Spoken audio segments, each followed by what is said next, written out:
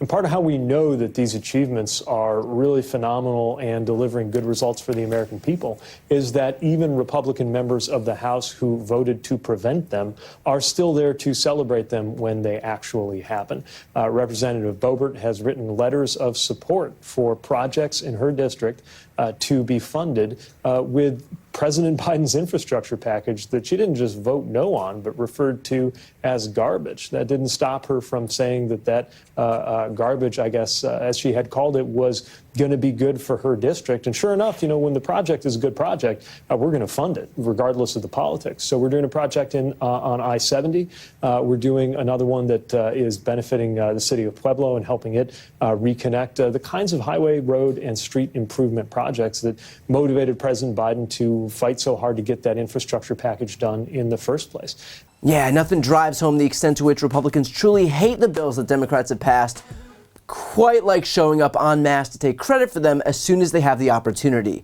Here, Transportation Secretary Pete Buttigieg calls out Lauren Boebert for doing exactly that. Not only voting against the infrastructure bill, but then going so far as to publicly disparage it, until, of course, came the moment where she very predictably opted to take credit for it. Because why do all that hard work of opposing effective legislation if you can't swoop in and take the congratulations in the end? In fact, Lauren Boebert's hypocrisy was so obvious that even Joe Biden called her out by name while extolling the virtues of this legislation in Boebert's own district. The United States Congress. The historic investments we're celebrating today is in Congressman Boebert's district. She's one of the leaders of this extreme mega movement. She, along with every single Republican colleague, voted against the law that made these investments in jobs possible. And that's not hyperbole, that's a fact. And then she voted to repeal key parts of this law. And she called this law a massive failure. You all know you're part of a massive failure?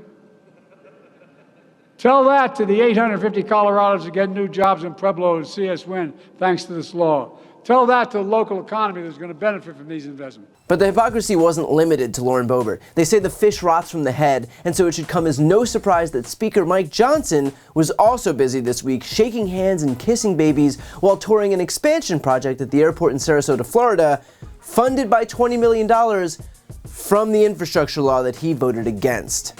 Well, Congress has a role to play in ensuring that these disruptions don't happen, and we're trying to be good stewards of that and perform that duty well. And that's why, as I mentioned in our bill, the FAA reauthorization is once every 5 years. This time around, we put some important reforms in there. We want to build up the supply of pilots that are available, and obviously we need some reform at the TSA.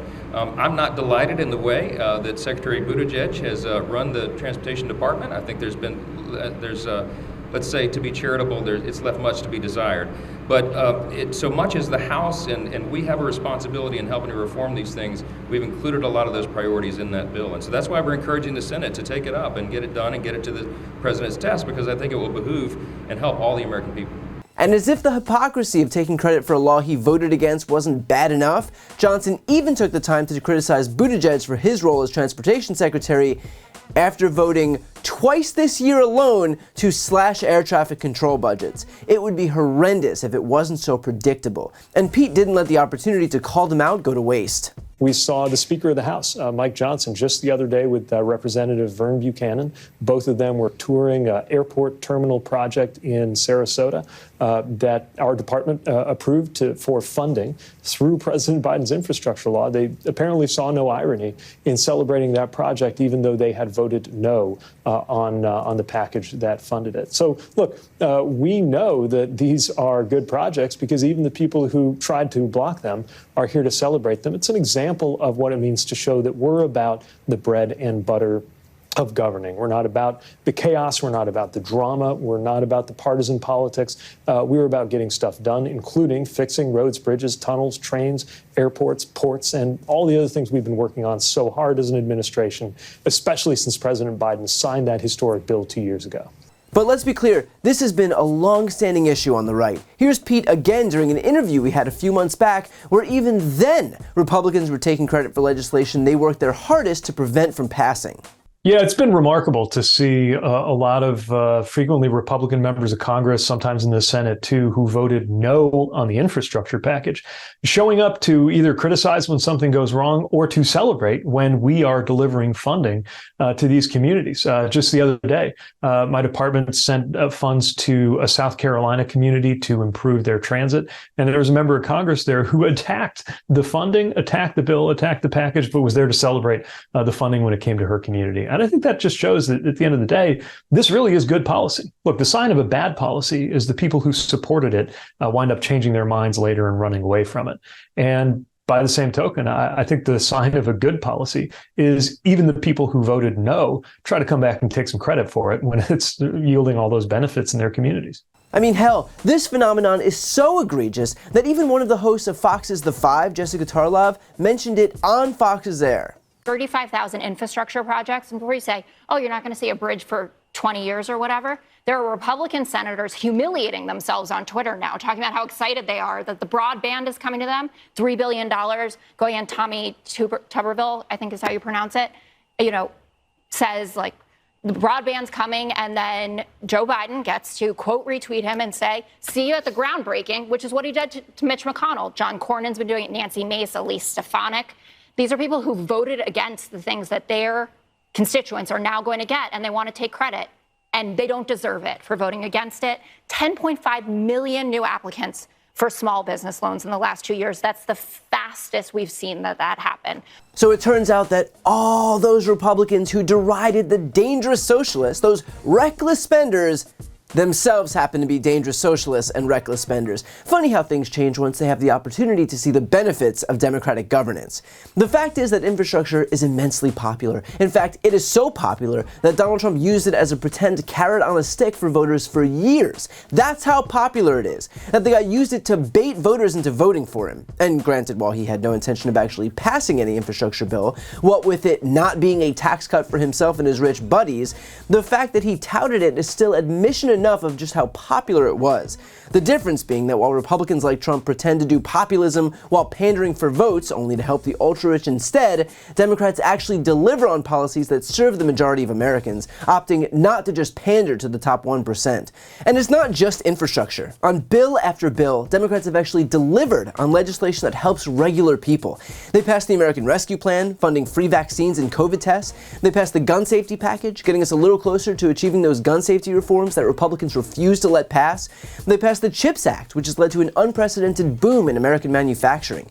They passed the PACT Act, funding health care for sick veterans. They passed the Inflation Reduction Act, which invests in climate, allows the government to negotiate lower drug prices, caps out-of-pocket health care costs for seniors, and makes the rich pay their fair share. Biden pardoned every American convicted of marijuana possession at the federal level, and he asked the Health and Human Services Secretary and the Attorney General to start the process of removing marijuana's Schedule I designation. Every single one of those things helps regular people. And when you add in the infrastructure law, it becomes clear exactly who is in Washington to help Americans. And just to be clear, it's not the people voting against everything before taking full credit. So look, I get that Republicans love to lean on culture war issues because it gets the base nice and angry and that's how they drive them to the polls, but only one party is actually interested in good policy. Policy so good that Republicans can't help but try to steal the credit.